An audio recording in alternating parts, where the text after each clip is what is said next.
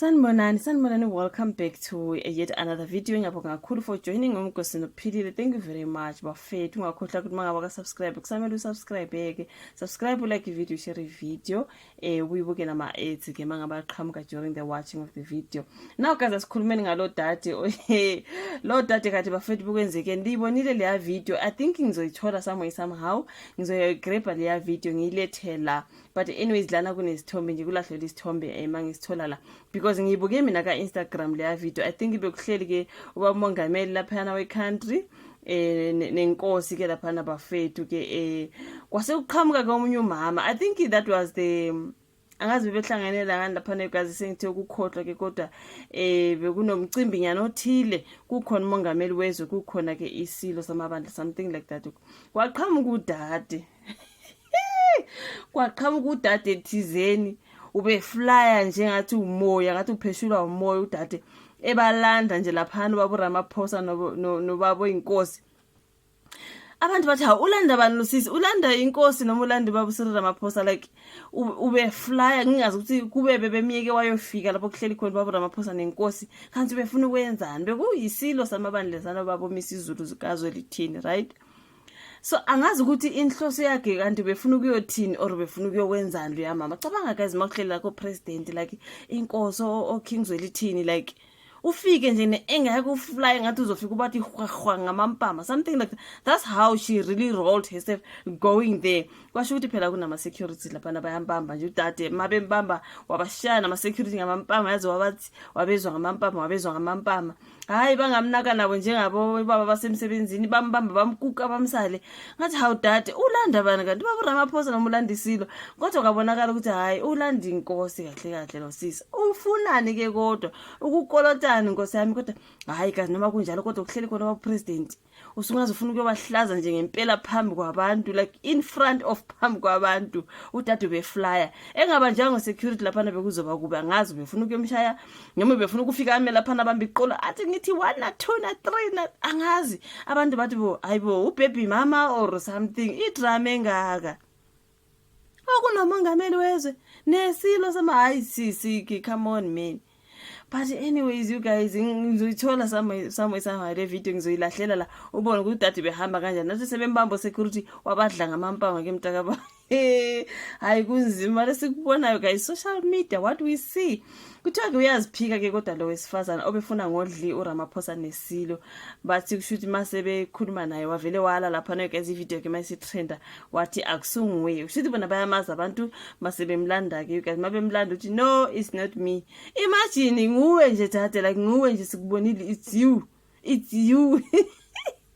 Ayikuningi ke bafethu ukhona othe mhlambe isithandathu sakho omunye wathi mhlambe ubaby mama mhlambe akondle abantu bakhuluma okuningi conversation that side ka Instagram angizi kuya kuma comments because ayikho ka Instagram sebelibhalile udaba lakho uDade lapha nabathi bona owesifazana okukholakala ukuthi udunyiswe izinkundla zokuxhumana njengoba ehlale enameka ama video ku TikTok uyaphika ukuhlanza uyaphika uhlanza kudleke ngayizolo uthi akuyena lo bebonakala ebanjwa kabuhlungu futhi eshaya ngezimpama amaphoyisa abezama ukumnqanda ke eqonde ngqo kuMongameli Ramaphosa neSilo ke uMisuzulu KaZwelithini. So bathi she's a normal person lapha na ka TikTok, right? So mase bembuza ke uyala uthi akuyena ay angazi ke lokhu kwenzeke ngeskhathi kunomcimbi okwethula ke ngokusemthethweni imfuziselo welembe uShaka esikhumbulweni sezindiza eKing Shaka International Airport ngolwesine. Okay, so umcimbi lo kuthiwa obungwani okwethula ngokusemthethweni imfuziselo welembe uShaka esikhumbulweni sezindiza eKing Shaka. So bengifuna ukwazi ukuthi lo mcimbi bukuphi. I think I read the story lapha na ka Instagram ngabuye ngakhohlwa ke bafethu. So ke kuse King Shaka International Airport bekunomcimbi thizeni kwaba khona babo Ramaphosa kwaba khona inkosi ke kwaseqhamuka uDade kuthi ngiyazuza kube bengambambanga usisi kanti befuna ukuyothini befuna ukuyokwenza uyomthini umuntu omdala ehlela phela ufika umdle ngamampamba because the way she was flying to them ubekwatile la kubekwatile obviously ngendlela athi hamba ngakhona mase bembamba nje ukuthi hayibo you can't go through to these people you know wavela abashanga ngamampama agcina sebemphakamisa inkosi yami nanku bemdonsela le gate yabona kulesi sithombe nje ngathi ula somewhere egate bese bamphakamisile inkosi yami bayenze okumkuka nje uDade bayomkhiphela ngale kwegate Can you imagine that? Idrama engakho cabanga umndeni wami usumbona sengihlanya lapha nangihlanyela ubaby daddy or i-ex yami or something. Angaziphela ukuthi yini ya. Angaziphela ukuthi bekusenzakalani ngaye. Sengihlanya sengikukwa ngama-security. Yo, Jesus Christ. Angazi you guys. So ke lapha bakhuluma ngokweminye imithombo kuyabeza indaba uAkhona Bly igama lakhe ke uke wabhala emakhasini akhe wazibiza ngonkosikazi weSilo. That's why abantu bethi maybe baby mama we-ex. Bathu ke wabhala ke yena ngokuba inkosikazi weSilo ke ebuzwa uthe yebo wakubhala ukuthi unkosikazi weSilo uKing Misuzulu kodwa wayezidlalela ubegcizelela ngokuthi akuyena lobonakala ezithombeni kodwa okucacile ukuthi uma ubuka izithombe emakhasini akhe uyena nse lobonakala lapha kunomcimbi. Awucaci nokho ukuthi lo wesifazane obedlubulundela ngoba efuna ukuya kuRamaphosa noma esilweni na samaZulu. Bekungemina ngibonile nami ivideo kusho Udade. Bonke abantu bathi yimina ucashune esho njalo ke lapha ayigeli kodwa bekunguwe shema hayi. Okhulumela ke lapha namaphoyisa kwaZulu-Natal khona Robert Chidi nechiwunda uthe lolu daba ke lusezithebeni zamaphoyisa ezingeni likazwelonke.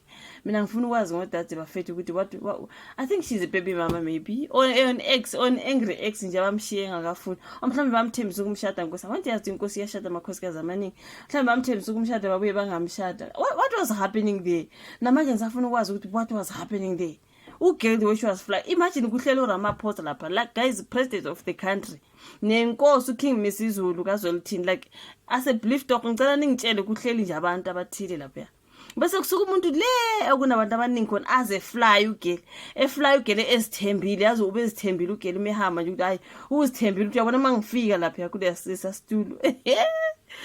Mina I'm just asking myself ubuzofika wenzeni ubofuna ukwenzani ke ubofuna ukumhlaba ngempama noma mhlawumbe ufuna ukufika ume nje bamba iqolo bese uyakhuluma izindaba yakho ubefuna ufika thini bafethu kunobaba Ramaphosa asithi mhlawumbe uyayidelela inkosi ngoba mhlawumbe kukhona bayazana asazi kodwa ke phela phela sokuno president of the country girl kukhona hayi khona nawe nje i-timing was just so bad but ugela luckily guys indawo ezinjeni kuba nama security ngoba wow idrama besizoyibona hayi cha ngeke angazi bafethu ishivo la comment section usibonile India video kaDade obeflyer lapha elanda uKing Misuzulu. Did you see it or what and what do you think ukuthi ugeli obelanda lapha ngempela belanda usethi akuyena nangu useyaphika bathi Akhona Bly nangu useyaphika kanti befuna akunzima baseyathi senze comment section ulike ivideo usubscribe ushare sesiyobonana kwenye ilandelayo bye.